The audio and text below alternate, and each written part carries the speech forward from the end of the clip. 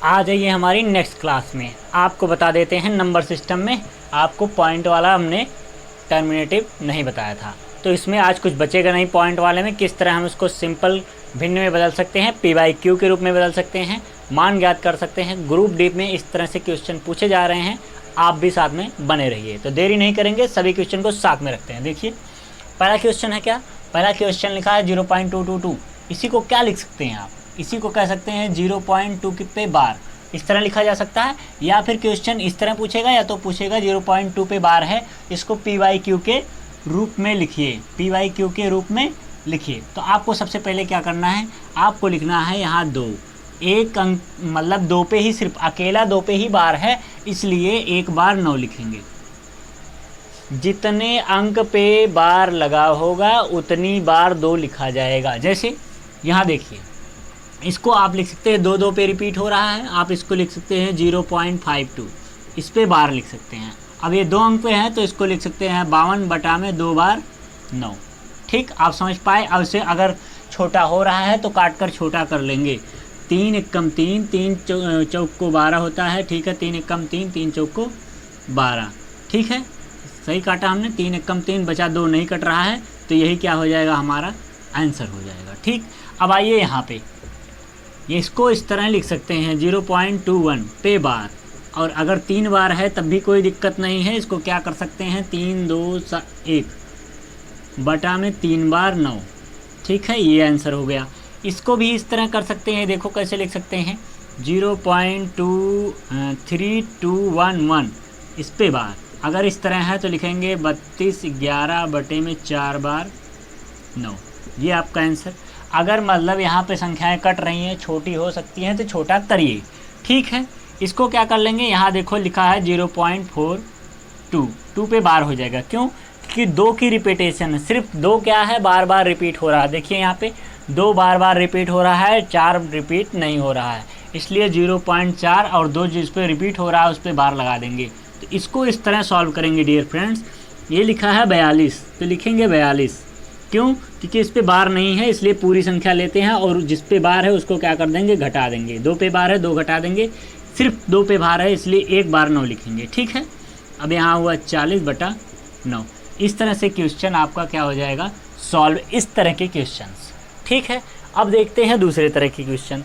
दूसरे तरह के क्वेश्चन किस प्रकार हैं वो आपको लिख के दिखा देते हैं, बता देते हैं। देखिए कैसा है, देखिए दूसरा क्वेश्चन इस तरह से बन सकता है, ग्रुप डी में धड़ल्ले से पूछा जा रहा है। देखिए अगर इस तरह से हो, क्वेश्चन ऐसे मिलेगा और आपको कहेगा कि साधारण भिन्न में बदलिए या पी वाई क्यू के रूप में बदलिए या सरल कीजिए, तो आपको क्या करना है। देखिए कंडीशन क्या है, ये टोटल संख्या कितनी है, ये ऐसे अगर दशमलव ना देखे तो लिखा है 22। यहाँ पे जिस पे बार लगा है उसको क्या करेंगे, घटा देंगे। ठीक है, यहाँ लिखा है 2.2, मतलब 22 में से एक बार जो लिखा गया जिस पे बार है उसको घटाएंगे, एक बार है इसलिए एक बार 9। इसी को सॉल्व करेंगे, यहाँ मिलेगा 20 बटा 9, यही हो गया आंसर। अब इसको देख लेते हैं कैसे। ये लिखा है 332 लिखा है कि नहीं, पूरी संख्या 332 है, बार और दशमलव को हटा दें तो ये पूरा लिखा है। अब जिस पे बार है उसको घटाएंगे, बार कितने पे है, 32 पे सिर्फ है, तो 32 घटा देंगे। और हमने कहा है कि जितने अंक रहेंगे उतने 9 लगेगा, तो 2 अंक पे बार है इसलिए 2 9 लगा दिए हमने, नीचे भाग दे दिया, ये मिल जाएगा 300 बटा 99। अब इसको काट देंगे तो हमको मिलेगा 100 बटा 33।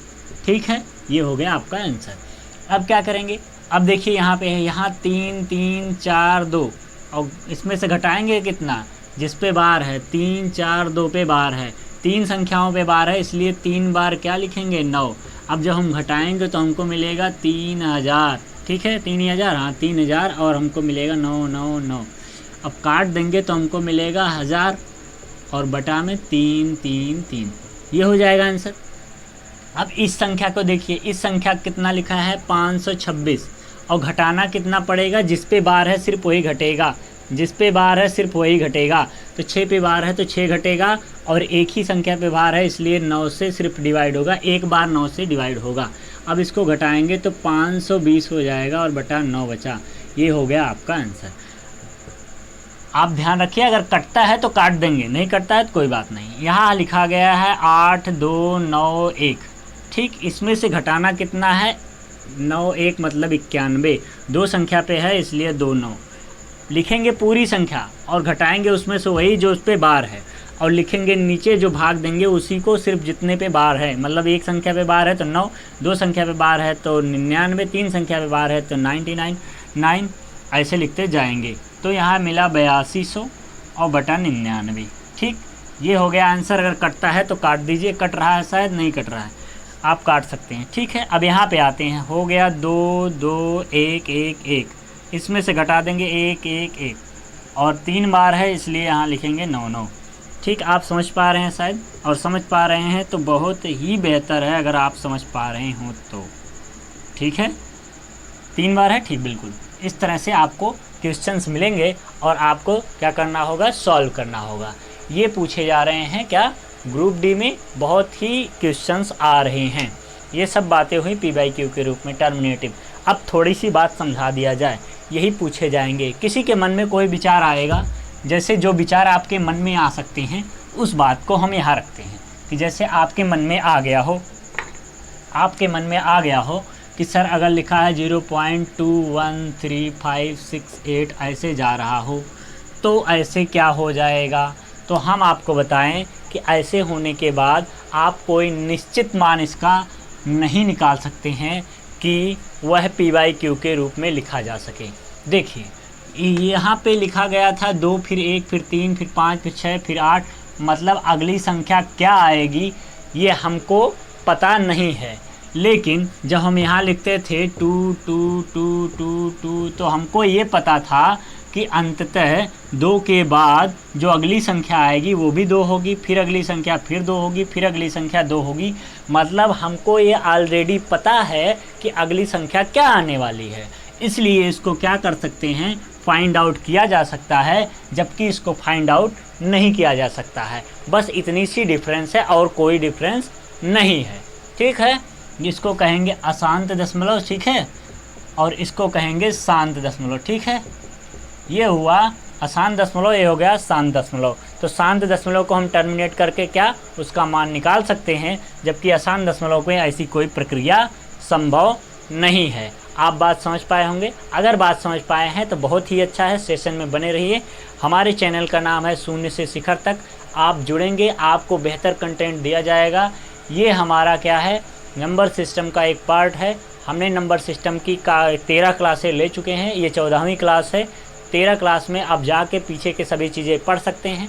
रिमाइंडर थ्योरम में एक क्वेश्चन आपको बता दें कि रिमाइंडर थ्योरम में एक क्वेश्चन आया था, आपको बताएं, वो रिमाइंडर थ्योरम का बहुत ही अच्छा क्वेश्चन था। जैसे रिमाइंडर थ्योरम में क्वेश्चन कहा था कि मतलब अगर किसी संख्या में कोई एक संख्या है, किसी संख्या में अगर हम 52 से भाग देते हैं, कोई एक संख्या है जिसमें हम 52 से भाग दे रहे हैं, क्वेश्चन यही था, किसी संख्या में 52 से भाग देते हैं तो शेषफल हमारा क्या है, हमारा शेषफल 45 प्राप्त होता है। हमारा शेषफल 45 की 42, शायद 42, हमारा जो है शेषफल 45 याद आ गया, 45 प्राप्त होता है। तो आप बताइए अगर उसी संख्या को, मतलब इसी संख्या को 14 से भाग दें तो रिमाइंडर क्या बचेगा, इसी संख्या को 14 से भाग दें तो रिमाइंडर क्या बच जाएगा। तो डियर फ्रेंड्स, क्या इसमें करना था, किसी संख्या को 52 से भाग दे रहे हैं तो मान लीजिए x बार जा रहा होगा, और x बार जा रहा है तो आपने पढ़ रखा है कि जो है भाज्य बराबर होता है भाजक गुणे भागफल धन शेषफल, मतलब डिवाइजर इक्वल टू डिवीजन गुणे कोएफिशिएंट प्लस रिमाइंडर। यही क्या होता है, आपका फार्मूला होता है। तो इस फार्मूले के हिसाब से देखा जाए तो यहाँ n बराबर क्या मिल जाएगा आपको, यहाँ लिखा गया 52 गुणे x प्लस 45।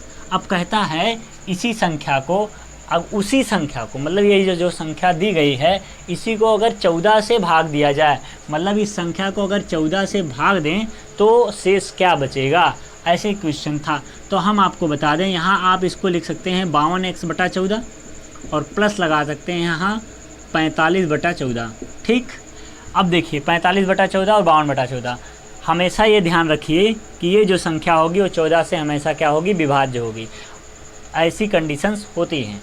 और अगर नहीं समझ पा रहे हैं तो यहाँ ये ध्यान रखिए चर संख्या है, जहाँ पे चर संख्या होगी वहाँ पे रिमाइंडर हमेशा क्या आएगा, 0 आएगा। और प्लस लगाया 14 से 14 तियाँ 42 होता है, सही बात है, 14 तियाँ 42 है, हाँ बिल्कुल, 14 दूनी 28, 14 तियाँ 42, ठीक है। अब 14 तियाँ 42 बचा कितना हमारा, 3, और जो 3 बचा यही क्या हमारा है आंसर, मतलब जो रिमाइंडर हमारा आ रहा है वो 3 आ रहा है। तो हमारे क्वेश्चन का आंसर क्या हो जाएगा, 3। बहुत ही आसान तरीके से, बहुत ही बेहतरीन, आपको आसानी से मिल सकता है। 4 लाइनों में क्वेश्चन पूछेगा, आपको बस 1 से 2 लाइनों में क्या है आंसर दे देना है फटाक से। बहुत ही आसान तरीके से लगा सकते हैं। इस पे हम क्वेश्चन बता रखे हैं ऑलरेडी, इसको इसलिए बता दिया कि क्वेश्चन पूछा गया है। अब आप समझ गए होंगे कि आपको देरी नहीं करना है, चैनल को जल्दी से सब्सक्राइब कर लेना है और अपने हर प्रकार के नोटिफिकेशन को पाते रहना है और सीखते रहना है। आज के लिए इतना ही रखते हैं, मिलेंगे नेक्स्ट क्लास में विविध के साथ। नंबर सिस्टम का विविध करेंगे जिसमें हम इम्पॉर्टेंट्स कम से कम 12 से 15 क्वेश्चंस करेंगे और 20 मिनट में ही सॉल्व कर देंगे। और आपको कहीं से जुड़े हैं, कैसे भी जुड़े हैं, आसान तरीके से बताया जाएगा, एकदम बिल्कुल आसान तरीके से, आपको इतना सा भी कष्ट नहीं होगा। आज के लिए इतना ही रखते हैं, मिलेंगे नेक्स्ट क्लास में। जय हिंद।